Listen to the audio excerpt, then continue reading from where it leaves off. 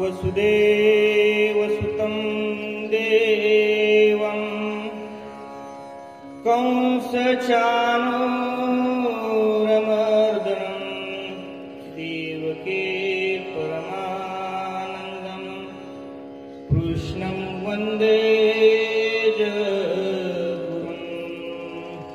सच्चिदानन्दरूपाय विश्वोत्पत्त्यादिहेतवे तापत्रयविनाशाय गोविन्दाय वयं नमः। श्रीमच्छक्ररस्य निःश्रुतवच पीयूषपूर्णप्रभा पाथोदपदिपान्थमन्धरपरे शान्तस्य लोकस्य स्वर्जितभीमवाटवी समतटस्थं नागदेवं सदा सारविचारसुन्दरगिरां पारङ्गतं नौम्यहम्। तया नमन माझे गुरुपदा जेने दाखविले आनंदगंधा तोपकार मदन फटे कदा देवा परमानंदा तोच फेडे जातस्य ये मृत्युर्ध्रुवं जन्मामृतस्य च तस्माद् परिहार्यर्थे न त्वं शोचितुमर्हसि न त्वं शोचितुमर्हसि।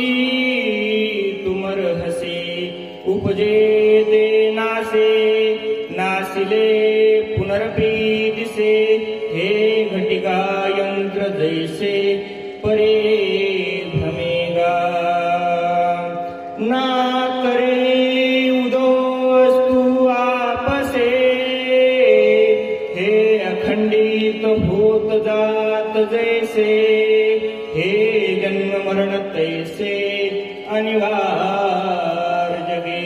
श्री गोपाल कृष्ण महाराज की जय, श्री दत्तात्रेय महाराज की जय, श्री चक्रपाणी महाराज की जय, सर्वज्ञ श्री चक्रधर स्वामी की जय। मरणामारुणी विजयी भावे मरण हे माझे,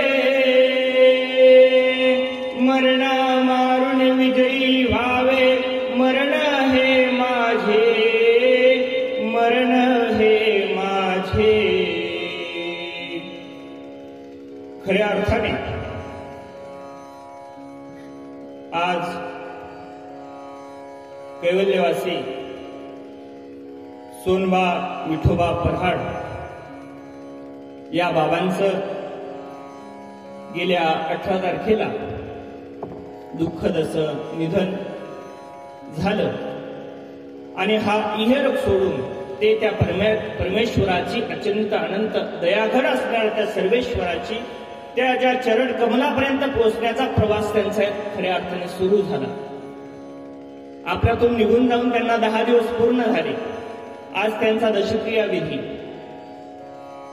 आणि या दशक्रियेच्या निमित्ताने दुःखिस्त अंतकरणाने उपस्थित सर्व पराड कुटुंबीय, या कुटुंबावर प्रेम करणारे सर्व आप्तेष्ट सगळे सोयरे नातेवाईक, गावातील पंचक्रोशीतील सर्व प्रतिष्ठित पदाधिकारी, सर्वच क्षेत्रातील मान्यवर तथा ज्या महानुभाव संप्रदायांचा बाबांना उपदेश होता, जे पराडवाडी गाव ज्या महानुभाव संप्रदायाचा वारसा आणि वसा जपण्याचं काम गेली अनेक वर्ष करत आहेत, त्या पंथातील अनमोल रत्न या ठिकाणी उपस्थित आहेत। या परिवाराच्या दुःखावर मायेची फुंकर घालण्यासाठी त्यामध्ये आदरणीय श्रद्धेय परमपूजनीय माझे गुरुवर्य अहमदाबाद निवासी आचार्य प्रवर श्री बाबाजी, आदरणीय श्रद्धेय परमपूजनीय जातेगाव निवासी आदरणीय श्रद्धेय बाबाजी, आदरणीय श्रद्धेय कारेगाव निवासी बाबाजी, आदरणीय श्रद्धेय पिंपळे येथील बाबाजी, आदरणीय श्रद्धेय कीर्तनकार राजगुरुनगर तिन्हेवाडी येथील आदरणीय श्रद्धेय डेंबूरकर बाबाजी, आदरणीय श्रद्धेय आमचे करंदीचे बाबाजी, तसेच उपस्थित आदरणीय श्रद्धेय सर्व संत महंत तपस्विनी माता भगिनी माय मावल्या, खऱ्या अर्थाने आज या ठिकाणी हा दशक्रियेचा सोहळा याच कारणाने तुम्ही म्हणतात की हा सोहळा नसतो, हा दुःखाचा क्षण असतो. नाही, संत म्हणतात हा सोहळा असतो. का बरं सोहळा असतो? कारण इथून खऱ्या अर्थाने माणसाला माणसाची किंमत कळते, माणसाला आपल्या आयुष्याची नेमकी किंमत कळते. तर खऱ्या अर्थाने भगवद्गीतेमध्ये असलेला हा दुसऱ्या अध्यायातील 27व्या क्रमांकाचा श्लोक, हा दुसरा अध्याय खऱ्या अर्थाने पाहायला गेल्यानंतर आपल्याला कळतं की कर्तव्यापासून च्युत झालेला अर्जुन ज्यावेळेस भगवंत अर्जुनाला सांगतात की अरे अर्जुना, तुला तुझा धर्म निभावावा लागेल, तुझा धर्म तुला पार पाडावा लागेल, तुला या अधर्मावर विजय मिळवावा लागेल. आणि या अधर्मावर विजय मिळवण्यासाठी तुला आप्तेष्टांवर सुद्धा शस्त्र उचलावी लागतील. परंतु अर्जुनाचा पहिला अध्याय अर्जुन विषाद योग, ह्या अर्जुन विषाद योगामध्ये अर्जुन सांगतोय की नाही पर देवा, की खऱ्या अर्थाने मी यांच्यावर शस्त्र उचलू शकत नाही. मला हे रक्ताने माखलेलं राज्य नकोय. का नकोय? कारण माझ्याकडून हे मारले जातील. आणि दुसऱ्या अध्यायात सांगितलं जातं की या ठिकाणी परमेश्वर भगवान श्री गोपाळ कृष्ण त्या अर्जुनाला आत्म्याचं खरं स्वरूप स्पष्ट करतात. महानुभाव संप्रदाय असा आहे की जीव देवता, प्रपंच आणि परमेश्वर.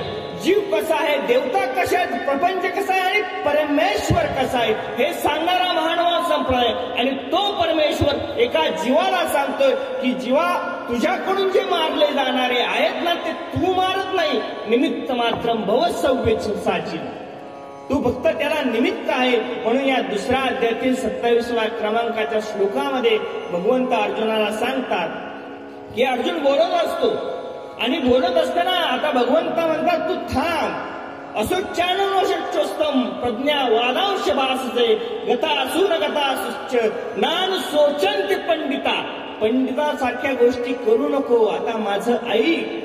आणि माझं ऐक म्हणण्यानंतर त्याने 2 हात जोडले आणि हात जोडून देवासमोर त्याकडे पाहू लागला. आणि पाहू लागला तो दयाघन बोलू लागला की त्या आत्म्याचं स्वरूप सांगताना सांगतात, ह्या जन्माचं आणि या मृत्यूचं स्वरूप सांगताना सांगतात भगवंत सांगू लागतात की ज्यातस्य हि ध्रुव मृत्यू ध्रुवम जन्म मृतस्य च तस्मात् अपरिहार्यर्थे न त्वं शोचितुमर्हसि. ज्यातस्य हि ध्रुव मृत्यू. मग या ठिकाणी हा संस्कृत श्लोक, या संस्कृत श्लोकाचा आम्हाला विवेचन लक्षात आणलं आहे. त्यासाठी ज्ञानेश्वर माऊलींनी त्याच्यावर एक ओवी केली, आम्हाला सुंदर प्रकारे समजून येते की ते म्हणतात उपजेते नासे. आम्ही एखाद्या शेतामध्ये एखादे बी पेरलं ना, ते अगदी उमलतं, उगवतं, परंतु ते कधी ना कधी संपणारा असतं, कधी ना कधी नाश पावणारा असतं. उपजेते नासे, नासिले ते पुनरपी दिसे. हे नासलं आहे ना, ते पुन्हा बीजारोपण केल्यानंतर पुन्हा ते उगवणार आहे. हे घटिका यंत्र जैसे परिभ्रमेगा. हे घटिका यंत्र आहे, घड्याळाचं यंत्र आहे, हे सारखं चालू राहणारं यंत्र आहे. हा प्रवास आपला जन्मापासून तर मृत्यूचा प्रवास आणि मृत्यूपासून पुन्हा एकदा जन्म मृत्यूचा प्रवास हा अखेरपर्यंत चालूच राहणार आहे. अखेरपर्यंत चालूच राहणार आहे. जन्म म्हणजे काय?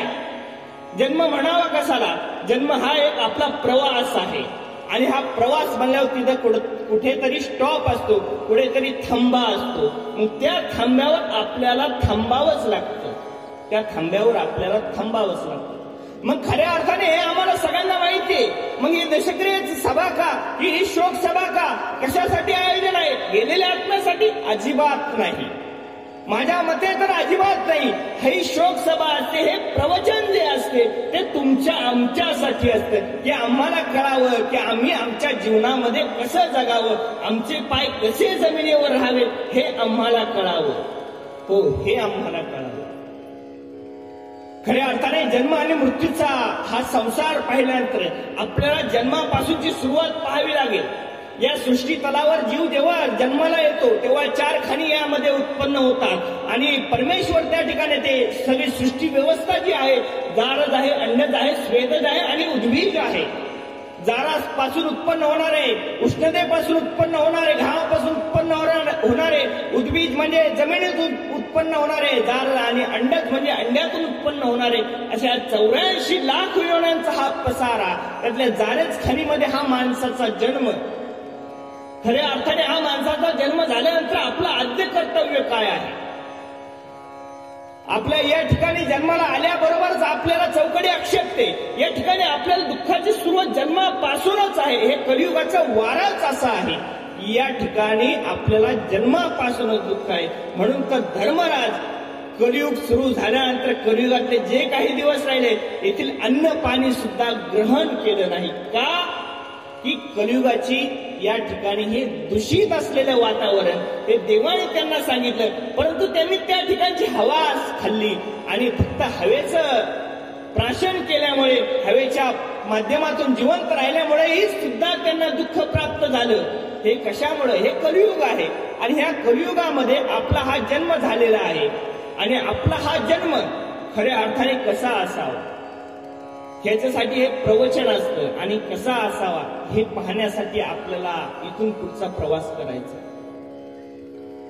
खऱ्या अर्थाने आमच्या महानुभाव संप्रदायातील संत भास्कर भट्ट बोरेकर आपल्या उद्धव गीता ग्रंथात सांगतात की हा जन्म जो आहे ना,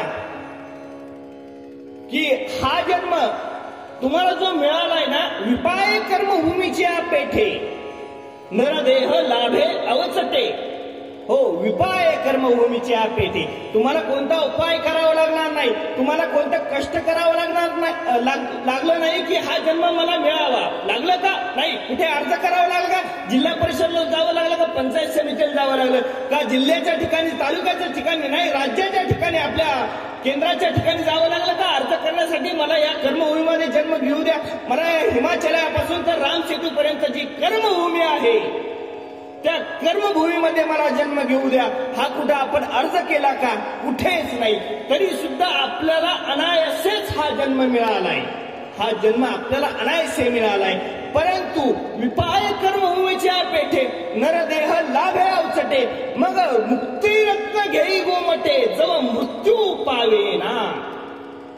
की ते काय म्हणतात? आमचे संत आम्हाला सांगतात की ह्या जन्मामध्ये तुम्ही ह्या नरदेहामध्ये आलाय ना, तर खऱ्या अर्थाने तुम्हाला काय करायचं असेल तर ते मुक्तीचं रत्न घ्यायचंय. आणि ते रत्न कधी घ्यायचंय? तुम्हाला हे मुक्तिरत्न मृत्यूच्या आतमध्ये तुम्हाला निश्चित झालं पाहिजे की आम्हाला आता दुसरीकडे कुठे जागाच नाही. म्हणून महानुभाव संप्रदायाची सर्व वास्तविक मंडळी असेल, उपदेशी परिवार असेल, त्यांच्या पुढे कधी स्वर्गवासी लिहिलं जात नाही, तिथं कधी वैकुंठवासी लिहिलं जात नाही, तिथं कधी कैलासवासी लिहिलं जात नाही, तिथं कैवल्यवासी लिहिलं जातं. कारण त्या परमेश्वराच्या अच्युत पदाकडे ते गेलेले असतात. तुम्हाला आज या ठिकाणी हा संपूर्ण परिसर म्हणजे महानुभाव संप्रदायाचा अनुयायी असलेला परिसर, याचं सांगण्याची आवश्यकता वाटत नाही. परंतु इथं कुठे पिंडचा प्रकार दिसणार नाही. कारण आम्ही उपदेश घेतला त्यावेळेस आमचं पिंडदान झालं. त्या देवाप्रती आम्ही समर्पित झालो.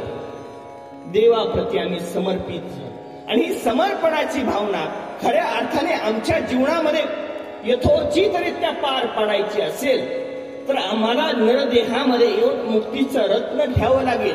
आणि हे मुक्तीचं रत्न आपल्याला फक्त एकच देऊ शकतं, तो आहे परमार्थ. परमार्थ म्हणजे काय? परमार्थ म्हणावं कशाला? परमार्थ म्हणावं कशाला? फक्त देवाच्या खेट्या केल्याने, देवाच्या ठिकाणी गेल्याने तो परमार्थ घडतो का? नाही. त्या ठिकाणी लागतं आपलं समर्पण. तेव्हा त्या समर्पणाच्या बदल्यात परमेश्वर आपल्याला मुक्तीचं रत्न देऊ शकतो. रत्न निश्चितच देतो. कारण भगवंत या ठिकाणी हे तत्वज्ञान सांगत असताना या महाराष्ट्राभर भ्रमण करत असताना स्वामी श्री चक्रधर महाराज अनेक प्रकारचे दृष्टांत देतात, अनेक प्रकारचं शास्त्र सांगतात. या ठिकाणी सांगत असताना ते एक छोटासा दृष्टांत सांगतात खाजियाचा. म्हणजे एखाद्या छोट्याशा खाद्यपदार्थाचा दृष्टांत सांगितल्यात. एखाद्याला भूक लागली ना, एखाद्याला भूक लागली, कडकडून भूक लागली, अरे मला आता काहीतरी खावं लागेल, आणि खायला काहीच दिसत नाही, काहीतरी आपला गोड पदार्थ दिसला आणि ते खाल्ला, हो तुमची भूक जाणार, पण जेवल्यासारखं वाटणार का तुम्हाला? अजिबात नाही. तुमची ती जी ओढ आहे ती थांबणार, परंतु जेवल्याचा आनंद मिळणार नाही. मग तुम्ही एखादा जेवण केलं, परंतु जेवण केलं तुम्ही अमर होणार का? नाही. परंतु अमृत पेल्यानंतर तुम्ही अमर होणार. तसे ह्या इंद्रादिकांची फळं जी आहेत ती च्युतिमंत आहेत, तिथून आपण घसरणारे आहोत. म्हणून त्या परमेश्वराच्या पदाकडे आपल्याला जायचं असेल ना, तर त्या परमेश्वराच्या पदाकडे जाण्यासाठी आपल्याला ते समर्पण हवं आहे. आणि म्हणूनच आमचे संत सांगतात की मुक्ती रत्न घे गोमटे, जो मृत्यू पावे ना. आमच्या मानव संप्रदायाच नाही तर सर्व संप्रदायामध्ये, सर्व पंथामध्ये हेच सांगितलं जातं. तुम्हाला हा नरदेह लाभलाय ना, त्या नरदेहामध्ये तुम्ही बहुत सुकृते नरदेह लाभला. हो, बहुत सुकृतांनी हा नरदेह लाभलेला आहे.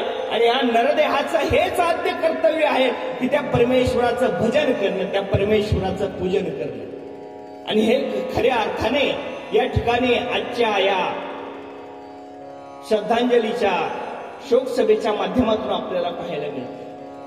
कारण एवढी साधू संत मंडळी या ठिकाणी उपस्थित राहणं हे काही साधारण काम नाही. कारण याच्या पाठीमागे असलेली तपस्या, ऐसी याचा पदर धरा, जेणे देव येईल घरा. हो, ऐसे पदराचे धनी ते कोण आहेत? साधू, संत, ऋषी आणि मुनी. तो ऐसियाचा पदर धरा म्हणजे त्या साधू संतांचा पदर धरा. तो देव आपल्याला दिसणार आणि तो देव दाखवण्याचं काम आमच्या साधू संतांनी केलं. आणि खऱ्या अर्थाने त्या जीवाची वाटचाल या परमेश्वरीय मार्गाकडे सुरू झाली. मग साधू संतांचं महत्व का? आपल्या जीवनामध्ये आपल्याला परमेश्वराजवळ जायचंय, आम्हाला यथोचित आयुष्य जगायचंय ना. आमची जीवनामध्ये आल्यानंतर अपेक्षा काय असते की माझी गाडी असावा, माझा बंगला असावा, मला मुलगा असावा, मुलगी असावी, परिवार असावा, नातू असावा, पंतू असावा, मी नातवाचं लग्न बघावं, नातू बघावा, पंतू बघावा, हेच अपेक्षा आपली असते ना. ह्याच्या पलीकडे काय अपेक्षा असते? परंतु आपली अपेक्षा पाहिजे, ही जर अपेक्षा आपली आहे, परंतु ह्याच्या पलीकडे आपली अपेक्षा पाहिजे की मला माझा देव दिसावा, मला माझा धर्म दिसावा. परंतु आपल्याला ती अपेक्षा राहत नाही. कारण आपला संसार असतो आणि हा संसार म्हणजे काय आहे? हा संसार दुःख मूळ चौकडे इंगळ. हो, हा संसार आहे आणि हा दुःखमूळ असलेला संसार.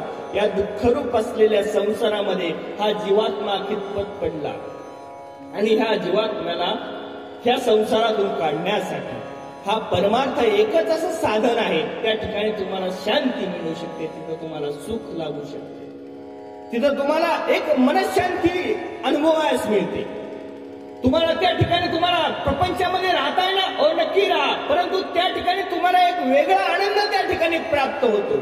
एक गोष्ट नेहमी लक्षात ठेवायची, प्रपंच अशी गोष्ट आहे जिथं वय वाढलं की किंमत कमी होते आणि परमार्थ अशी गोष्ट आहे जिथं वय वाढलं की किंमत वाढते. हे सत्य आहे आणि त्रिवार सत्य आहे. तुम्ही प्रपंचात पाहू शकता, वय वाढलं की तुमची किंमत कमी झाली. हो, कदाचित अशी घरं असतील की ज्या ठिकाणी आमच्या वयस्करांना खूप मान दिला जात असेल, परंतु आमच्या समाजामध्ये 70% पेक्षा जास्त परिस्थिती आपल्याला पाहायला मिळते की वय वाढलं की विचारच सुद्धा नाही. हो, विचारच सुद्धा नाही. म्हणून तो संतांना म्हणावं लागलं, हे जन कशाचं आहे? दिल्या घेतल्याचं हे जन आहे आणि ह्या जनामध्ये राहायचंय ना आपल्याला. मग आपणही दिल्या घेतल्याचं जन आहे, मग तो परमेश्वराकडे आपण समर्पित झालं पाहिजे की आता हे सगळं जे आहे ते नश्वर माया आहे आणि जी खरी माया, जी परमेश्वर आहे, जो आपल्याला खरं सुख देणारा आहे, तो आहे परमेश्वर.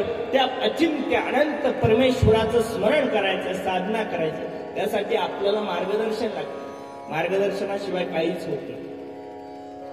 एक जण नदीच्या काठी बसला, दररोज प्राणायाम बघायचा. टीव्हीवर त्यांनी दररोज प्राणायामाचा आता म्हणला की मला आता दररोज प्राणायाम करावं लागणार, व्यायाम करावा लागणार.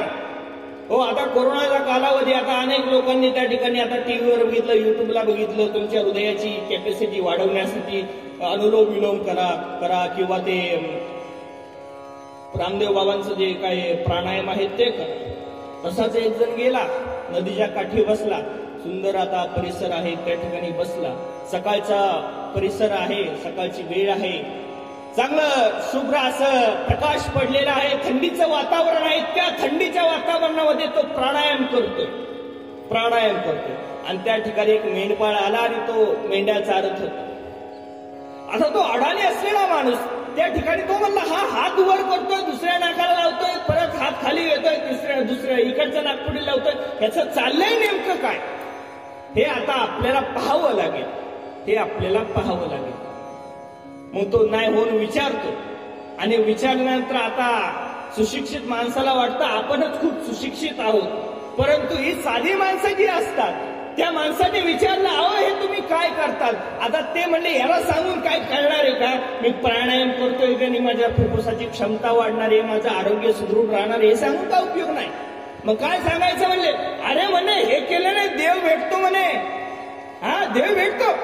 खरंच का देव भेटतो? तो म्हणला हा.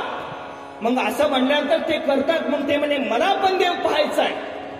ते म्हणतात की असं केल्यानंतर देव दिसतो, देव भेटतो. तो म्हणतो की मला सुद्धा देव पाहायचा आहे, मी सुद्धा असंच करणार. आता त्याला काय माहिती, एक नागपुडी श्वास वरती आतमध्ये घेतल्यानंतर पुन्हा दुसऱ्या नागपुडीने सोडायचा, हे त्याला सांगितलं नाही. आणि त्याने एका नागपुडीला हात लावला, श्वास आतमध्ये घेतला आणि धरून ठेवला. आता माणूस किती वेळ धरून ठेवणार जास्तीत जास्त? तरी तो तसाच गुदमरलेल्या अवस्थेत धरू लागला. आता मरणावस्था आता प्राप्त होणार. आता खऱ्या अर्थाने आता दम त्या ठिकाणी आतमध्ये छातीमध्ये घुटमळणार.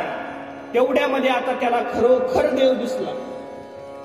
तो म्हणला, अरे मी तुझ्यावर प्रसन्न झालो, तुझी भक्ती करू. तो म्हणला, कस काय? तू देव कस काय? तू देव होऊ शकत नाही. मग तो म्हणला, ठीक आहे, तू त्याला विचार, ज्याने तुला सांगितलं त्याला विचार.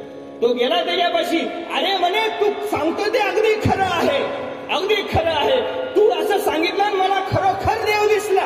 अरे वेडा आहेस का? हे प्राणायाम आहे, ह्यानी कुठं देव दिसतो का? मग पुन्हा त्यांनी तो प्रयोग केला आणि म्हणला, तू आता मला दिसलाय ना, तसा त्यालाही दिस. मग असं झाल्यानंतर त्याने सुद्धा जर प्राणायाम करायला तो म्हणला की आता तुम्ही करून बघा, तुम्हाला सुद्धा देव दिसेल. अरे म्हणला, येडे मी महिनाभरापासून पहाटे 5ला येतोय, मला कधी देव दिसला नाही, तुला कस काय दिसणार? मी एवढं स्मरण करतोय, एवढं सेवा करतोय, मला कधी तो देव भेटला नाही, दिसला नाही, तुला कस काय दिसणार? तू तर अडाणी माणूस, तू आजच कुठं येऊन बसला माझ्या शेजारी, कधी देवाचं नाव घेतो का नाही हे माहिती नाही, तुला देव दिसावं म्हणजे अवघड काम आहे. आता तो म्हणला, खोटं वाटतंय ना? त्याने परत नागपुडी दाबली, तो देव दिसला. तो म्हणला, ह्याला खोटं वाटतंय, देवा आता काम कर, ह्याला दर्शन दे, दाखव, म्हणजे ह्याला खरं वाटत. यांनी नागपुडी बंद केली आणि तो व्यायाम सुरू केला. आणि सुरू केला, साक्षात देव उभा राहिला. आणि उभा राहिल्यावर त्यालाही अचंबित झालं. आणि एखाद्याची श्रद्धा किती असू शकते, एखाद्याची भावना किती असू शकते की देव सुद्धा त्या ठिकाणी तुझ्या पुढे शरण जाऊ शकतो, देव सुद्धा शरण जाऊ शकतो. एक महाभारतातला नव्हे, तुम्ही गीतेतला एक प्रसंग पहा, त्याच्या पाठीमागे शास्त्र सिद्धांत काय असेल ते ज्ञानी लोक सांगतीलच, परंतु त्याच्या पाठीमागचा दुसरा एक सिद्धांत घ्या. अर्जुन भगवंताला म्हणतोय की सेनयोरु भयमध्ये रथम स्थापयमेच्छित. हो, माझा रथ आहे ना, दोन्ही सैन्यांच्या मध्ये उभा कर. अरे जरी अर्जुनाचं सारथ्य त्याने स्वीकारलं असलं तरी तो काय साधारण माणूस आहे का? तो देव आहे, तो ईश्वर आहे. आणि ईश्वराला तू आज्ञा करतोय, तू एवढा मोठा झाला का? मोठा अजिबात नाही. तरी सुद्धा देव तिची आज्ञा पाळतो आणि रथ मध्ये घेऊन जातो. काय कारण काय आहे देवाला त्याचं ऐकण्याची? कारण काहीच नाही. तो जगनियंता मय्याध्यक्षण प्रकृती श्वेते सचराचरम. तो देव असणारा, दयाघन असणारा परमेश्वर त्या भक्ताचा ऐकू शकतो. तो त्या माणसाच्या डोळ्यासमोर तो देव उभा राहिला. आणि देव उभा राहिल्यानंतर खऱ्या अर्थाने तो म्हणला, हो बरोबर आहे, देव दिसला. आणि दिसला म्हणल्यावर त्या मेंढपाळाने त्या व्यायाम करणाऱ्या माणसाचे पाय धरले. अरे तू म्हणला, वेडा आहेस का? तुला देव तर दिसला ना, देवाच्या पाया पड ना. तो म्हणला, नाही, मला देव दाखवला कोणी? तुम्ही. मी तुमच्या पाया पड. ही आमच्या जीवनाची वास्तविकता आहे. आम्हाला ऐसियाचा पदर धरा, जेणे देव येईल घरा. हो, ज्या माणसाचा पदर धरा की ज्याच्या माध्यमातून आपल्याला देव दिसेल, आपल्याला परमार्थ दिसेल. असेल. खऱ्या अर्थाने हा पराडवाडीचा इतिहास जर बघितला, संपूर्ण महानुभाव संप्रदायामध्ये हे एक नावाजलेलं गाव आहे. इथले कित्येक साधक या संप्रदायामध्ये अविरत धर्मसेवा करत आहेत आणि ह्या धर्मसेवाचं व्रत त्यांनी अंगी बांधलं आणि संपूर्ण महाराष्ट्रभर ते धर्माचा प्रचार करतात. आणि त्याच साधू संतांचा ह्या संपूर्ण मंडळींनी जो पदर धरलेला आहे, जी कास धरलेली आहे, त्यांना खऱ्या अर्थाने धर्मरूप जीवन दिसतंय. खऱ्या अर्थाने की माणसाचं कसं असतं, आम्हाला लहानपणी एक कविता असायची, मी पहिलीत होतो नाही, तुमच्यासारख्या सुशिक्षित लोकांना प्रत्येकाला आठवणार की आम्हाला लहानपणी बालवाडीत पहिलीमध्ये शिकवलं जायचं की Johnny Johnny yes papa eating sugar, no पप्पा. इथं बसलेला 17 वर्षाचा मुलगाही म्हणेल, 18 वर्षाचा मुलगाही म्हणेल, 28 वर्षाचाही म्हणेल, त्या ठिकाणी एखादा 40 वर्षाचा माणूसही म्हणेल, शाळेत गेला एखाद्या 50 वर्षाचा माणूसही म्हणेल. का बरं म्हणतोय? हा, आम्ही तरुण आहोत, आम्ही ठीक आहे, परंतु एखाद्या 50व्या वर्षी सुद्धा म्हणू शकतो. का बरं म्हणू शकतो? कारण ते बीज आमच्या हृदयावर लहानपणी अत्यंत सुबक अक्षरात कोरलं गेलेलं आहे. आणि हा असलेला परमार्थ आमच्या लहानपणी अत्यंत सुबकरित्या कोरल्या गेल्यानंतर आपल्याला खरा देव दिसणार आहे. खरा देव दिसणार आहे. आणि हा देव दिसण्याचं कारण काय आहे? जातस्यहि ध्रुव मृत्यू ध्रुवम जन्म मृतस्यच. आम्हाला आमची वास्तविकतेची जाणीव आहे की आम्हाला कळतं की आम्हाला जायचं आहे, आम्हाला जायचं आहे. आजपर्यंत फक्त आम्ही गाड्यांवर ट्रकवर वाचत होतो की थोडंसं अंतर ठेवून चला, अंतर पाळून राहा, अंतरावर चला. परंतु आता माणसं माणसाला म्हणतात भाऊ 2 हात लांबच.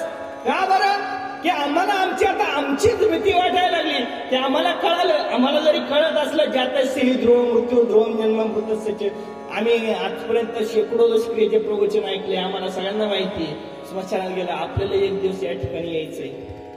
हे सगळ्यांना माहिती, हे सगळ्यांना माहिती. तरी सुद्धा माणूस त्या गर्तेमध्ये अडकलेला असतो, त्या भ्रमामध्ये अडकलेला असतो की मी जगतोय ना, ह्या जगण्याला कारण एकच आहे की माझ्या आयुष्यामध्ये मी कमावलेली ही धनसंपदा, मी आयुष्यामध्ये कमावलेली ही इस्टेट, हा गाडी, हा बंगला, ही सगळी माणसं, हे सगळे सोयरे नातेवाईक. एखादा माणूस गेला, मी हळहळ व्यक्त करतो.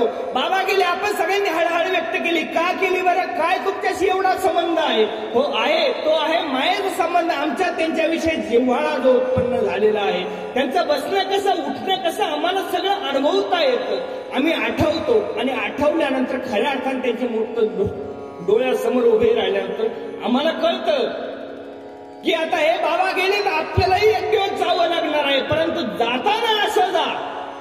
जाताना असं जायचं की या ठिकाणी गेल्यानंतर तुमच्या अनेक पिढ्या तुमचं नाव काढलं पाहिजे, अशा पद्धतीचं गेलं पाहिजे. आणि ती पद्धत फक्त आपल्याला एकच देऊ शकते, ते म्हणजे आपला परमार्थ. कारण परमार्थ कसा आहे, परमार्थ कसा आहे ते सांगण्याचं आपण अनेक पोथी पुराण उघडून बघितल्यानंतर कळेल की जीवाचं स्वरूप काय, आत्म्याचं स्वरूप काय, या देवाचं स्वरूप काय, देवताचं स्वरूप काय, हे सगळं पाहत असताना आपल्याला वाटतं की हा जीवात्मा यांनी आपल्या आयुष्यभर एवढं पुण्य केलं, एवढा पुण्याचा संचय केला, खऱ्या अर्थाने त्याला चांगलं एखादं पद मिळेल. हा, देवाने ही व्यवस्था बरं करून नाही ठेवली की आपण गेल्यानंतर बाकीच्यांना कळालं जर असतं की हा नेमका कुठं गेलाय, ह्याचं दुःख आपल्याला जास्त झालं असतं. कोण किती देवधर्म करतोय हे तेव्हा नक्कीच कळालं असतं, तेव्हा नक्की कळालं असतं. परंतु ती व्यवस्था देवाने करून ठेवली नाही की ते दुःख सहन करण्याची ताकद या माणसामध्ये नाही. माणसाची ताकद किती आहे? लहानपणी रस्त्याने एक पदार्थ शाळेत मिळायचा पहा, एक माणूस ते प्लॅस्टिकच्या पिशवीमध्ये ते बुड्ढी के बाल आपण म्हणतो, ते थोडं जरी तोंडात टाकलं ना, अख्खा गोळा जरी तोंडात टाकला, क्षणात विरघळतो, क्षणात विरघळतो. त्याला चावावं लागत नाही, काय. आपल्या आयुष्यातलं सुख तसं आहे, क्षणात जाणार आहे. परंतु ते दुःख कसं आहे ते तुकोबा सांगतात, दुःख पर्वता एवढं. आणि हे पर्वता एवढं असलेलं दुःख आपल्याला जर नासायचं असेल तर एकच उपाय आहे, ऐसियाचा पदर धरा, जेणे देव येईल घरा, ते साधू संतांचा पदर धरा. त्याने काय करतील ते त्याला परमेश्वर दाखवतील. कोणता परमेश्वर? तेषामहं समुद्धरता मृत्यू संसार सागरात भवानी नचिरात पार्थ मैया वेशित चेतसा. मला एकट्याला शरणे, मी तुला या संसारातून, या मृत्यू संसारातून उद्धरून पार करेल. हा आश्वासन देणारा तो परमेश्वर, तो भगवंत, तो सखा, तो सारथी, तो भगवंत श्री गोपाळ कृष्ण महाराज, तो साक्षात परमेश्वर अवतार आपल्याला त्या ठिकाणी सहाय्यभूत होणार आहे. खऱ्या अर्थाने आपण जर पाहायला गेलं की हा आपला आयुष्याचा जो क्रम आहे ना, तर आपल्या लहानपणापासून तर अगदी शेवटच्या अवस्थेपर्यंत जो क्रम आहे, जो पाहायला गेल्यानंतर आम्हाला अनेक प्रकारचं दुःख या ठिकाणी भोगावं लागतं. तरुणपणात आपल्याला तेवढं सुख भेटतं, परंतु नंतर जबाबदारी आल्यानंतर त्या ठिकाणी आपल्याला प्रपंचाची जबाबदारी आल्यानंतर आपल्याला वाटतं मी काय करू या प्रपंचासाठी, माझ्या मुलांसाठी काय करू, माझ्या परिवारासाठी काय करू. जे नाही ते करण्यासाठी तो समर्थ असतो, परंतु ते समर्थ असल्यानंतरही तो जेव्हा त्याच्या वृद्धापकाळाकडे जातो त्यावेळेस त्याला खऱ्या यातना त्या ठिकाणी भोगावे लागतात. त्या ठिकाणी त्याला कळतं की नाही रे, आता या जगामध्ये नाही कोणाचे कोणी तुझे नव्हे रे कोणी, बहीण कुणाचा, भाऊ कुणाचा, कोण कुणाचे, सगळे सोगे, सगळा मायेचा बाजार. आणि हे सगळं अनुभवत असताना जर त्याला एखाद्या चांगल्या कुटुंबात चांगले सदस्य जर भेटले, चांगला मुलगा भेटला, चांगली मुलगी भेटली, जी सेवा करणारी असेल, जी बापाची काळजी करणारी असेल, जी आईची काळजी करणारी असेल, जी ती बहीण असेल भावाची काळजी करणारी असेल, भाऊ असेल जो पाठीमागे उभा असेल प्रत्येक लढ्यासाठी, तेव्हा वाटतं की माणसाला आपण आयुष्यामध्ये येऊन काहीतरी केलंय, काहीतरी जगलोय. आम्हाला आमचं जगणं सुखकर करायचंय ना, तर तुम्हाला त्या परमार्थाची साथ हवी, तेव्हा तुम्हाला ही माणसं गोळा करता येतात. परमार्थ जर नसेल तर काहीच त्याचा उपयोग होत नाही. कारण दूत्यंच मद्यंच पिष्टंच वेश्या, हो हे दूत खेळणं, चोरी करणं, पापादि चौर्यम परद्वार सेवा, एतानी सप्तव्यसनानी घोराती घोरम नरके पचती. ही सप्तव्यसन जी आहेत ना, तुम्हाला तुमच्या ठिकाणी धर्म जर नसेल ना, त्या ठिकाणी ते सप्तव्यसन त्या ठिकाणी प्रवेश करणार आहेत आणि तुमचं आयुष्य उद्ध्वस्त करणार आहेत. एखाद्या छोट्याशा व्यसनाने तुमचं आयुष्य उद्ध्वस्त होऊ शकतं, परंतु धर्माच्या ठिकाणी या मानव संप्रदायाचा असू द्या, वारकरी संप्रदायाचा असू द्या, कोणत्याही धर्म संप्रदायाचा असू द्या, त्या ठिकाणी एकच सांगितलं जातं, बाबा रे तुला देवाची भक्ती करायची ना कर, परंतु राहताना त्या ठिकाणी व्यवस्थित राहा, तुझी पायरी ओळखून राहा, जे खायचंय तेच खा, जे पाहायचंय तेच पहा, जे ऐकायचंय तेच ऐक. आणि असं केल्यानंतर तुला तुझं सुख त्या ठिकाणी भेटणार आहे, तुझं सुख त्या ठिकाणी भेटणार आहे. की आम्हाला फक्त कळतं, आम्ही या ठिकाणी बसतो, या मंडपात बसतो, एखाद्या घाटावर बसतो, सगळीकडे बसतो, एखादे महाराज एखादे बाबा त्या ठिकाणी बोलत असतात आणि ते सांगत असतात, आणि बाबा हे सत्य सांगत असताना बाबांनाही माहिती असतं मला सुद्धा एक दिवस जावं लागणार आहे, बसणाऱ्याला माहिती असतं तुम्हाला एक दिवस जाणार आहे. हे सगळं एकमेकाला माहीत असताना सुद्धा आम्ही सारखं त्या ठिकाणी जात असतो, ते ऐकत असतो. कारण काय? तर आम्हाला आमची विधारक अवस्था माहिती अजून जाणून करून घ्यायची असते. आमच्या संसारातलं तथ्य आमच्यापेक्षा तुम्हाला चांगलं माहिती असतं. संसाराची जी वास्तविकता आहे ना, जी आमच्यापेक्षा तुम्हाला चांगली माहिती असते. म्हणून तुम्हाला माहिती आहे आम्हाला मृत्यू येणार आहे, परंतु मृत्यूचं भय कधी नसावं. की जे ज्ञानी लोक असतात, ज्यांनी जाणलेलं आहे की हा मृत्यू येणार आहे आणि तो मृत्यू आल्यानंतर आपल्याला खऱ्या अर्थाने परमेश्वराचं स्मरण करायचं, ते मृत्यूला कधीच घाबरत नाही, ते मृत्यूला सामोरं जातात. परंतु जे अज्ञानी असतात ते मृत्यूचा शोक करत बसतात, मृत्यूचा शोक करत बसतात. गीतेमध्ये सुद्धा हेच सांगतात, गीतेमध्ये सुद्धा हेच सांगतात. ज्ञानी जे असतात ते त्या मृत्यूचा अजिबात शोक करत. ते मानव संप्रदायाचं संपूर्ण अन्यायी गाव आहे. एक छोटीशी लीळा त्या ठिकाणी लीळा चरित्रात घडते. प्रसंग खूप छान आहे. आपल्याला कळतं की आपलं देवाविषयी समर्पण कसं असतं. आपल्याला हेही कळतं की आपला जन्म आणि मृत्यू कोणाच्या हातात आहे हेही कळतं, आणि जगवणारा कोण आहे हेही कळतं. की स्वामींच्या सन्निधानात एक भंडारेकार म्हणून, निळबट्ट भंडारेकार म्हणून भंडाऱ्याचे एक सद्ग्रहस्थ होते. स्वामींच्या सन्निधानात राहिले, फिरत फिरत ते नांदेड परिसरात आले, आणि नांदेड परिसरात आल्यानंतर सेवा केल्यानंतर त्या ठिकाणी एकाएकी त्यांना आजार सुरू होतो पोटाचा, आणि पोटाचा आजार सुरू झाल्यानंतर, जुलाब सुरू झाल्यानंतर त्या ठिकाणी ते अशक्त होतात, आणि अशक्त झालेले ते भंडारेकार त्या ठिकाणी आता अंतिम समय येतो, आणि अंतिम समय आल्यावर देव म्हणतात, ते मांडीव डोकं आहे देवाच्या, आणि देव म्हणतोय, तो दयाघन म्हणतोय, अहो भट्ट तुमची काळ वंचना करू का, त्या मृत्यूला मी चुकू का? ते म्हणतात की मला मृत्यू चुकवू नको. जर अशी मांडी जर पुन्हा मिळणार नसेल तर त्या जगण्याची सार्थकता काय आहे? तुझी जर अशी मांडी जर मिळणार असेल तर मला आत्ता जी मांडी मिळाली तुझी ती पुढे मिळणार का? देव म्हणतात हे सांगू शकत नाही, मग मला जगणं नकोय, मला जगणं नकोय. परंतु आम्ही आता कोरोनाच्या काळामध्ये आम्ही जगण्यासाठी धडपड करणारी माणसं पाहिली. हो, धडपड करणारी माणसं पाहिली. डोळ्याने बघतो, दोन्ही परिसुतो, कानी पदी चालतो, जिव्हेने रस चाखतो, मधुरही वाचे सदा बोलतो, हाताने बहुसार काम करीतो, विश्रांतीही घ्यावया, घेतो झोप सुखे, फिरून उठतो, ही ईश्वराची दया आहे. या कोरोनाच्या काळामध्ये अनेक, ह्या महाराष्ट्रामध्ये नव्हे, या भारतामध्ये नव्हे, या संपूर्ण जगामध्ये अनेक लोक मृत्यूमुखी पडले, परंतु त्यांचं त्या माणसांच्या नंबरमध्ये आपला नंबर आहे का? अजिबात नाही. आलाय का आजपर्यंत? नाही. ही काय आहे? ईश्वराची दया आहे. तुम्ही डोळ्याने बघताना ही सुद्धा ईश्वराची दया आहे. तुम्ही कानाने ऐकताना ही सुद्धा ईश्वराची दया आहे. तुम्ही सकाळी झोपेतून उठताना ही सुद्धा ईश्वराची दया आहे. अहो, आम्ही सकाळी प्रवचनाला यायचं म्हणून 5-4:30 गजर लावतो, आणि आता उद्या सकाळी प्रवचनाला जायचे. अरे आपण दुसऱ्याला सांगतो की गडीभर कोणाचा विश्वास नाही, की माणसाचं काय खरं नाही, कधी जाईल हे सांगता येत नाही, मग आपण घड्याळावर विश्वास ठेवतो आणि त्या ठिकाणी अलाराम लावून ठेवतो. तुम्ही एखाद्या ठिकाणी जायचं असेल लवकर, कधी अलाराम लावून ठेवू शकता. कारण काय? तुम्हाला आत्मविश्वास असतो की आम्ही उठणार, पण तो काय असतो? ओव्हर कॉन्फिडन्स असतो की तुम्हाला तुमचं जगणं त्या ठिकाणी तो ठरवणार आहे, तुम्ही किती दिवस जगणार आहे.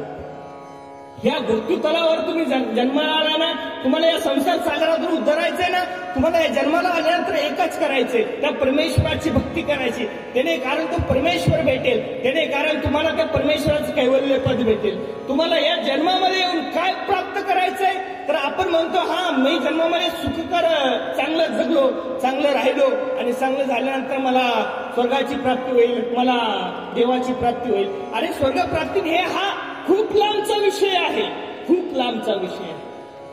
स्वर्गाची प्राप्ती सहजासहजी अजिबात शक्य नाही, सहजासहजी अजिबात शक्य नाही. द्वापार युगामध्ये 100 यज्ञ करणाऱ्याला स्वर्गाची प्राप्ती होती. त्या ठिकाणी त्या अर्जुनाचा पिता, त्या राजाने किती यज्ञ केले? 99 यज्ञ केले, एकच यज्ञ त्याचा अपुरा राहिला, आणि म्हणून त्याला त्या इंद्राने त्याला फळ दिलं. काय दिलं? तर त्या पायरीमध्ये घातलं. का घातलं? कारण एक यज्ञ अपुरा राहिला. स्वर्गप्राप्ती एवढी सोपी आहे का? ते करण्यासाठी 4ही दिशा तुम्हाला त्या ठिकाणी द्रव्य संपादन करून, सगळ्या राजांना हरवून त्या ठिकाणी तुम्हाला तो यज्ञ करावा लागत होता. एवढं करून सुद्धा, 99 यज्ञ करून सुद्धा तो नाही पोहोचू शकला. जेव्हा शिराब्दाला गेले भगवंत अर्जुनाला घेऊन त्या संदीपनी ब्राह्मणाची मुले आणण्यासाठी, तेव्हा भगवंत सांगतो, अरे याच्या पाय देऊ नको, ह्याच्यामध्ये तुझ्या पित्याचा आत्मा आहे, तो जीव आहे. अरे माझा पिता इतका दानशूर, इतका धर्मवीर. आम्ही सांगतो ना लोकांना की आम्ही पिढ्याचे उपदेशी, आमच्या घरामध्ये हा वारसा, आमच्या घरामध्ये तो वारसा, आम्ही एवढं स्मरण करतो, आमच्या वडिलांनी खूप देवधर्म केला. अरे अर्जुना, हे सांगतो ना तू खरं आहे, परंतु हे करत असताना तो सांगतोय भगवंताना, एवढा धर्मवान असलेला माझा पिता, तरी त्याला या पायरीमध्ये कसं काय? हो, तो ते देवता जनित फळ. त्या ठिकाणी ते सांगितल्यानंतर त्यांना कळालं की ही प्राप्ती काही एवढी सोपी नाही. मग त्या परमेश्वराने तो राजसूय यज्ञ केला आणि त्यांची त्यातून मुक्तता केली. तेव्हा अर्जुनाला कळालं की ह्याच्यातून सगळ्यातून सोडवणारा कोण आहे, या सगळ्या भवबंधनातून सोडवणारा कोण आहे? तो एकच आहे, तो द्वारकेचा श्रीकृष्ण, तो एकच आहे परमेश्वर, परमात्मा, परमसखा. आम्ही फक्त प्रार्थनेत म्हणत असतो, तुम्हेव माताचा पिता, त्वमेव त्वमेव बंधूच सखा त्वमेव त्वमेव विद्या द्रविणं त्वमेव सर्व मम देव देव. आम्ही म्हणत असतो देवा तू माझं सर्व काय आहे, फक्त त्या एवढ्या क्षणासाठीच. तो क्षण गेल्यानंतर आपण म्हणत नाही, अजिबात म्हणत नाही. आम्ही म्हणतो त्वमेव माताचा पिता त्वमेव, लगेच लेख म्हणत असते मला माहेरला जायचं आहे. हो तुम्ही म्हणता ना फक्त देव माझी आई आहे, देव माझा बाप आहे. हो नाही, आम्ही फक्त म्हणू शकतो, परंतु आम्ही अंतःकरणातून स्वीकारू शकतो का? कदापि नाही. कारण आम्हाला आमची सगळी माणसं ही आमची वाटतात. आमचा देव आम्हाला आमचा वाटत नाही, आम्हाला आमचा धर्म आमचा वाटतो. कारण धर्म रक्षते रक्षत, धर्माचं आम्ही रक्षण केलं तर धर्म आपलं रक्षण करणार आहे. हीच ती वेळ आहे की ज्या ठिकाणी आपण महानव संप्रदायामध्ये एक शब्द आहे, एखाद्या अंत्यविधीला गेल्यानंतर त्या ठिकाणी गेल्यानंतर वाईट वाटतं, दुःख होतं आणि दुःख झाल्यानंतर आपल्याला वाटतं की आपणही चांगलं काहीतरी केलं पाहिजे आयुष्यामध्ये. आपण आयुष्यामध्ये येऊन काहीतरी चांगलं केलं पाहिजे. स्मशान वैराग्य त्या ठिकाणी उत्पन्न होतं. परंतु आपला पुन्हा एकदा बे के बे बेदुने चार हा पाढा सुरू होतो. परंतु असं साधू संत सांगतात असं करून उपयोग नाही. कारण काष्टा कीटक कोरिता उमटती नाना परी अक्षरे.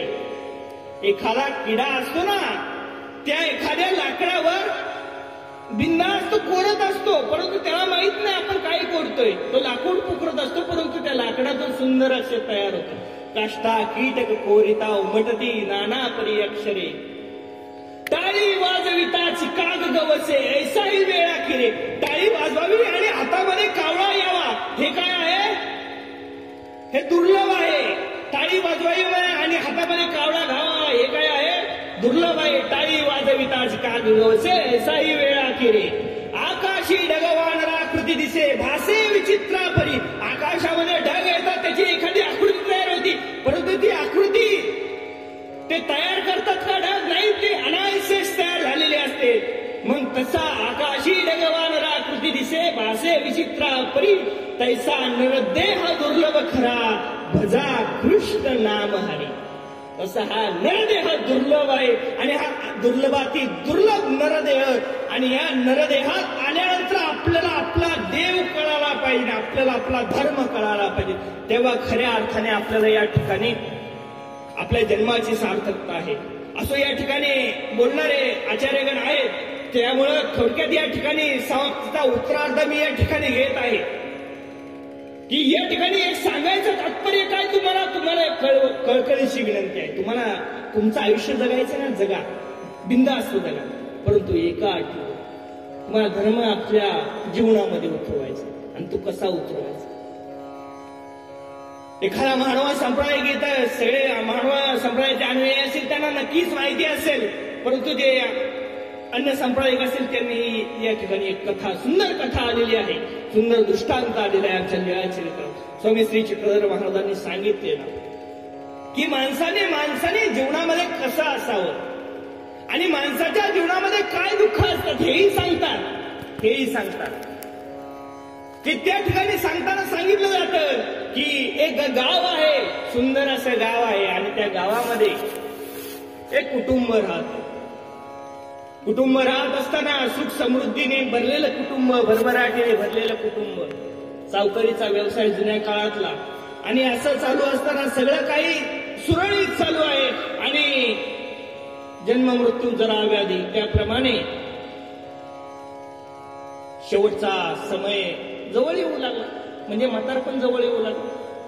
आणि वयस्कर झाल्यानंतर खऱ्या अर्थाने आता सावकारीने काय केलं, मुलांच्या हातामध्ये कारभार दिला. अरे सांभाळा तुम्ही सगळा व्यवसाय, सांभाळा तुम्ही तुमचं घरदार, आता मला माझा देवधर्म करू द्या, मला माझा प्रपंच, आता प्रपंचातून मुक्तता करू द्या, म्हणून तो आता सगळ्यातून निवांत झाला. आता मी सांगितलं पहिल्यांदाच की हे जन दिल्या घेतल्याचे. मग आता सावकार वयस्कर झाले आणि वयस्कर झाल्यानंतर आता योगायोग असा की माणसाला कधी काय होईल, आपण आता म्हणतो की माणसाला कधी काय होईल याचा नियम नाही. हे पहिल्यापासून आहे, कधी काय होईल याचा नियम नाही. आता सगळं आयुष्य सुखाचं गेलं, परंतु अंत समय म्हणजे वयस्कर झाल्यानंतर, म्हातारपणाची सुरुवात झाल्यानंतर त्याला कुष्ठरोग झाला. कुष्ठरोग म्हणजे बरा न होणारा रोग, त्या काळात बरा न होणारा रोग आणि बरा न होणारा रोग, त्या ठिकाणी कुष्ठरोग अंगावरचा वाढू लागला. हळूहळू सगळा वाढू लागल्यानंतर आता जर्जरावस्था झाली आणि जर्जरावस्था झाल्यानंतर सुख समृद्धीने भरलेलं कुटुंब, नाना परीचे उपाय केले, परंतु काहीच फरक पडेना, काहीच फरक पडेना. आणि असं करत असताना आता वयस्कर झालेले बाबा त्या ठिकाणी आता त्या रोगाने इतके पीडित झाले की त्याने आता कुठेही त्या ठिकाणी लाळ गळू लागली, कुठेही थुंकू लागले, कुठेही आता हातापायाची कातडं खराब झाली आणि हे सगळे दुर्गंधी सुटू लागली. त्यावेळेस घरातले आता नाही म्हणलं तर थोडेफार आता बाकीची जे असतात आपले मुलं असतात, सुना असतात, थोडेफार बोलायला सुरू झाले. आता बोलायला सुरू झाल्या म्हणजे सावकारांनी काही मनाव घेतलं नाही.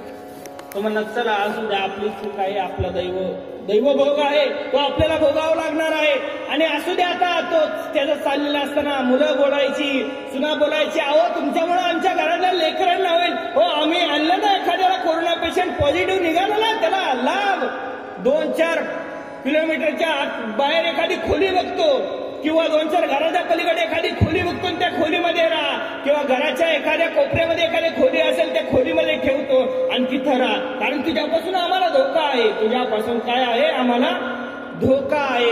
मग त्या माणसांनी सांगितलं अहो तुमच्यापासून आम्हाला या परिवाराला संपूर्ण धोका उत्पन्न होतोय, तुमच्यामुळे संसर्ग सगळीकडे वाढेल. बोलू लागले आणि बोलू लागल्यानंतर हळूहळू मुलगा बोलला, सून बोलली, काही वाटलं नाही. परंतु एक दिवस घरची लक्ष्मी त्या ठिकाणी आली.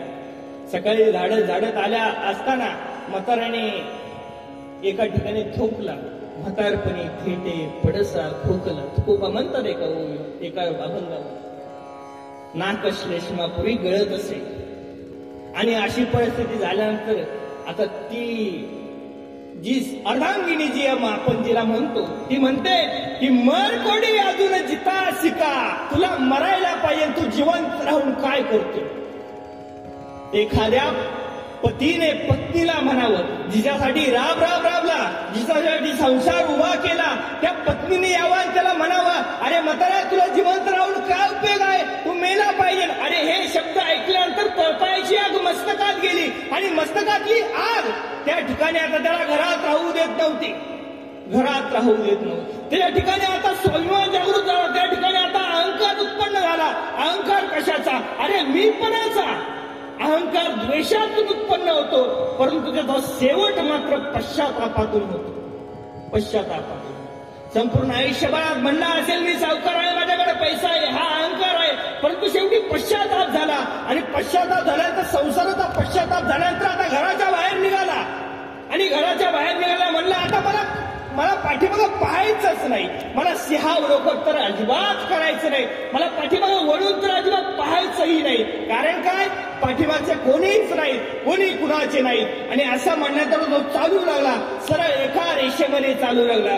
कसा चालू लागला, आपण रस्त्याने जाताना एखाद्या शिक्रापूरला जावं आणि स्टँडवर एखादी मुलगी पाहावी आणि ती मुलगी काय करते, एखाद्या दोरीवर आहे ना त्या ठिकाणी काठी हातात घेतलेली आहे आणि त्या काठीवर चालत आहे.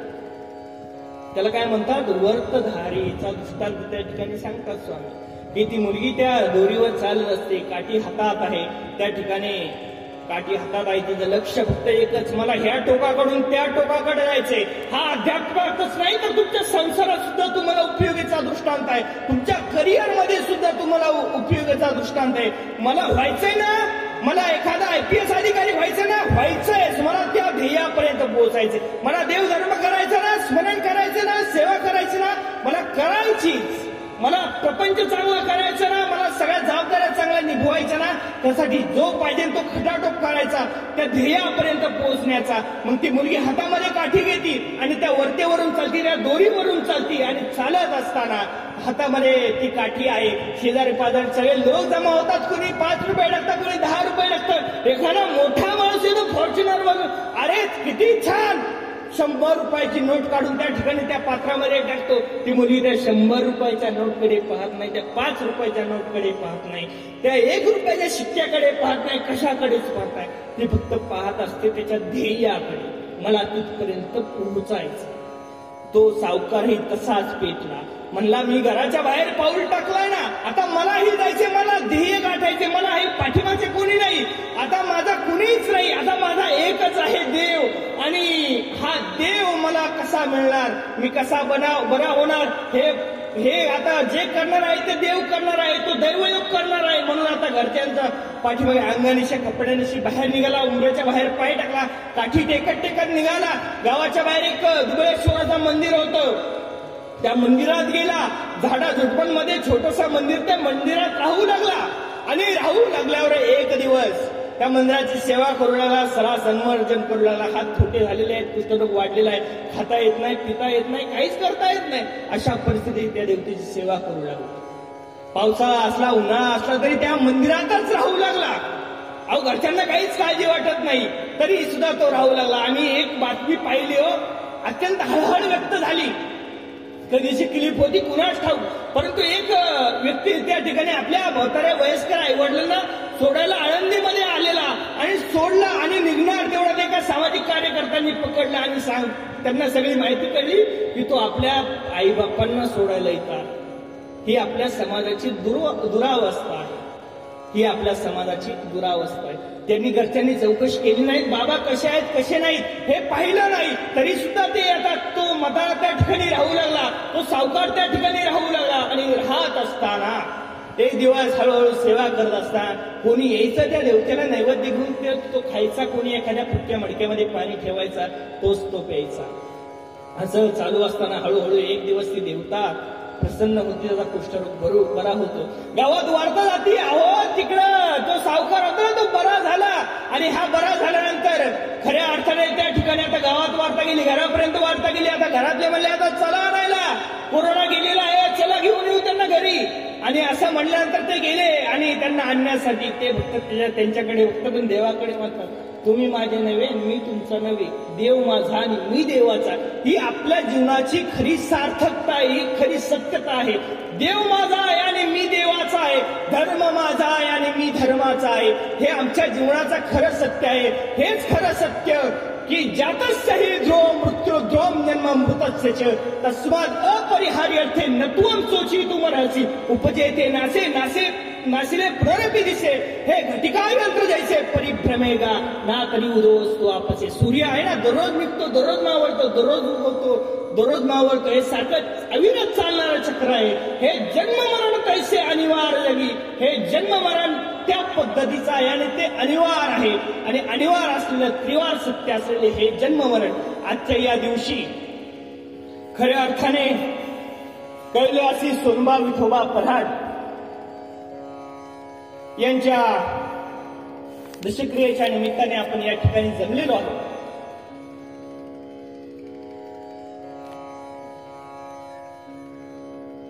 त्यांना एक मुलगा आणि 5 मुली. खरं दुःख ह्या भावंडांना आहे, ह्या कुटुंबियांना आहे. की जीवनामध्ये जी सावली असते ना, ती बापाची सावली असते. तो परमार्थ असू द्या किंवा आमचा संसार असू द्या, बाप ही अशी एक गोष्ट असते. आई त्या ठिकाणी व्यक्त होऊ शकते, बाप कधीच व्यक्त होत नाही. इथं बसलेल्या प्रत्येकाने डोळे झाकाने आठवा आपला बाप. इथं बसलेल्या प्रत्येकाने आठवा की आपला बाप कसा होता. की प्रत्येक बहिणीला आठवलं ना, की डोळ्यातून खळकण पाणी येणार. अरे माझा बाप माझ्यासाठी काहीही करायला तयार असणारा माझा बाप. हो, मुलगी जेव्हा मायरा लग्नाच्या मंडपातून बाहेर निघते ना, त्यावेळेस हसत हसत सगळ्या पाहुण्यांना घरी पाठवणारा बाप, त्याच ठिकाणी पाठीमागे जाऊन रडणारा, एकट्या कोपऱ्यात रडणारा बाप कोणाला दिसला नाही, कोणालाच दिसला नाही. तो फक्त त्या मुलीलाच दिसला. म्हणून मुलीचा जीव बापामध्ये जास्त असतो असं प्रत्येक जण म्हणतो.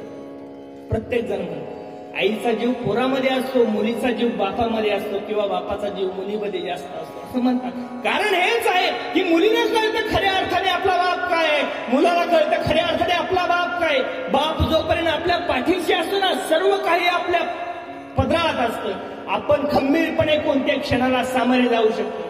अहो अर्ध्या रात्री सुद्धा फोन केला ना, अहो मी या ठिकाणी असा फसलेलो आहे, मित्रांना फोन केला, याला फोन केला, त्याला फोन केला, मला पैशाची गरज आहे. कुणी मित्रपरिवार हात झटकेल, परंतु बाप रात्रीच्या 12 वाजता सुद्धा काहीतरी खटावटो करेल आणि त्या ठिकाणी ती उपलब्धता करून त्या मुलापर्यंत पोहोचेल. हा बाप असतो. हो, सगळ्यांनी अनुभवलेला तो बाप असतो. लहानपणी शाळेत गेल्यानंतर मुलाला नवीन कपडे घेऊन देणारा बाप असतो, परंतु अंगावरचं फाटलेलं बनियन शिवणारा बाप असतो. अंगावरचं फाटलेलं बनियन शिवणारा बाप असतो. आणि तोच बाप आज या ठिकाणी या परिवारातून गेला. खऱ्या अर्थाने की म्हणतात ना की मरावं परी कीर्तिरूपी उरावं, की बाबा गेले, आपल्यातून 10 दिवस झाले, परंतु त्यांची कीर्ती या संपूर्ण गावाचंच एक वैशिष्ट्य आहे. त्या पराडवाडी संपूर्ण पराड कुटुंबियांचं किंवा दुसरे कोणी असतील, अनेक साधू संत या घरातून धर्माच्या प्रचार प्रसारासाठी आहेत. त्यामध्ये सवसर निवासी बाबाजी असतील, चिकरापूर निवासी बाबाजी असतील, ह्या संपूर्ण साधू संतांचं वसा आणि वारसा लाभलेलं हे गाव. बाबांनाही वाटलं माझ्या जीवनामध्ये मी कुठेतरी धर्म करावा आणि हा धर्म मी जोपासावा, म्हणून त्यांनी तो धर्म केलाच नाही तर आपल्या जीवनातली अनमोल ज्योत असते ना, जी आपण म्हणतो ना वंशाचा दिवा म्हणजे मुलगा, आणि जी ज्योत असते ती मुलगी असते. म्हणून आदरणीय श्रद्धेय परमपूजनीय तपस्विनी ज्योतिताई सिन्नरकर यांना त्यांनी मार्गामध्ये दिलं या पंथाची सेवा करण्यासाठी. उत्तमरित्या त्या संपूर्ण मानव पंथामध्ये उत्तमरित्या यथोचितरित्या धर्माची सेवा पार पाडत आहे. त्याचप्रमाणे मुलगी राधा सुभाष काळकोटे, सुमन शिवाजी नाणेकर, जयश्री बाळासो साणवर, दीपाली बापू डफळ आणि मुलगा संजय पराड, त्यांचे भाऊ असतील, हे सगळं जे कुटुंब आहे त्यांना जे दुःख झाले ना, मी 2 तास जरी प्रवचन केलं ते दुःख तुम्हाला हलकं होणार नाही. इथं बसलेल्या आचार्यगणाने तुम्हाला किती वेळ जरी सांगितलं ना, तुम्हाला ते दुःख हलकं होणार नाही. कारण काय? कारण तो बाप आमच्या मनामध्ये असतो, तो आजोबा आमच्या मनामध्ये असतो, तो आमच्या घरामधला सदस्य आमच्या बरोबर असतो, आमच्या मनामध्ये असतो, आमचा भाऊ आमच्या मनामध्ये असतो. तू उठतो कसा, बोलतो कसा, वागतो कसा, चालतो कसा, किती असतो, कसा असतो, किती वेळा आमच्या पाठीशी उभा राहिला, हे सगळं आठवतं त्या अंतिम क्षणाला. आणि तो अंतिम क्षण या ठिकाणी आपण त्यांना अखेरचा निरोप म्हणून या ठिकाणी जमलेलो आहोत. या खऱ्या अर्थाने मानव संप्रदायपणे पद्धतीने या ठिकाणी कोणताही पिंडदानाचा विधी नाही, कारण उपदेश घेतल्यानंतर खऱ्या अर्थाने पिंडदान झालेलं आहे, तो परमेश्वराकडे तो पूर्णपणे समर्पित झालेला आहे. आणि त्यांनी खऱ्या अर्थाने त्यांच्या प्रत्यर्थ जे काही 10 दिवसाभितरी की जे ते पाहावे, असं स्वामी श्री चक्रधर महाराज म्हणतात की जीवेच्या प्रत्यर्थ 10 दिवसामध्ये जे केलं जाणार आहे तेच त्याला पावन होणार आहे. आणि तेच त्या 10 दिवसामध्ये त्यांनी अनेक ठिकाणी अन्नदानाचा या ठिकाणी साधू संतांच्या ठिकाणी क्रिया केलेली असेल, द्रव्यदानाची केलेली असेल, धातुदानाची केलेली, त्या क्रियेतून त्यांना या संपूर्ण यातनेतून सुटका नक्कीच मिळणार आहे. त्यांच्या झालेल्या दुःखाला मी माझ्या वतीने, आमच्या अहमदाबाद येथील आश्रमाच्या वतीने आदरणीय श्रद्धेय गुरुवर्य परमपूजनीय श्री बाबाजी बोलतीलच, परंतु त्यांच्या वतीने पुणे जिल्हा महानुभाव विवाह साधक वृंदांच्या वतीने त्या बाबांना भावपूर्ण आदरांजली या ठिकाणी समर्पित करतो. आणि आपण ही बाबांना श्रद्धांजली अर्पण करण्यासाठी या ठिकाणी आलेले आहेत. अनेक वक्ते या ठिकाणी बोलणारे आहेत, अनेक मान्यवर या ठिकाणी श्रद्धांजली अर्पण करणारे आहेत. परंतु जाता एकच की या ठिकाणी आपण श्रद्धांजली अर्पण करायला आलोय ना, नक्कीच करा, परंतु ती श्रद्धांजली खरी ठरणार आहे. कोणती श्रद्धांजली? जेने दाखविला देव की ऐशियाचा पदर धरा, जिने देव दाखविला, ते म्हणजे कोण? साधू संत ऋषीमुनी. त्या साधू संतांच्या सहवासाचा तो धर्म आपला असा करा, तो धर्म आपण मिळवून घ्या, तो धर्म आमच्या हृदयात वसवा, तर आम्हाला कळतं की खऱ्या अर्थाने आमचं जीवन काय आहे. म्हणून या ठिकाणी एवढं बोलून मी माझी आजची ही प्रवचन सेवा या ठिकाणी संपूर्णत्वाला नेतो. सर्वे सुखिनः सन्तु, सर्वे सन्तु निरामया, सर्वे भद्राणि पश्यन्तु मा कशे दुःख भावे. श्री गोपाल कृष्ण महाराज